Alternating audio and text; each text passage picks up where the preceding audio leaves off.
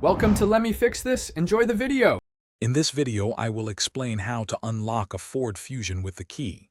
First, you'll need to find the physical key. It's often cleverly concealed within your key fob, so look for a small button or latch to release it. Once you have the key, head to the driver's side door. You'll typically find the keyhole on the door handle itself. Insert the key completely into the lock and give it a firm turn to unlock the door. After successfully unlocking the door, gently open it and get inside your Ford Fusion. Now, locate the ignition cylinder, which is usually on the steering column. Insert the physical key you just used into this cylinder. Once the key is fully inserted, turn it clockwise to the on position. This will power up your vehicle's electrical systems, preparing it for the next step. Before starting, always confirm your Ford Fusion is in park or neutral for safety.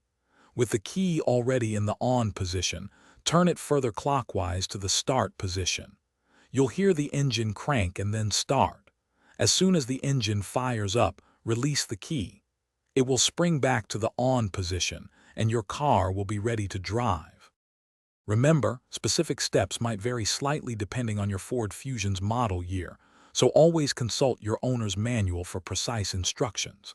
If your key fob battery is dead, replacing it is a simple fix that restores remote functionality.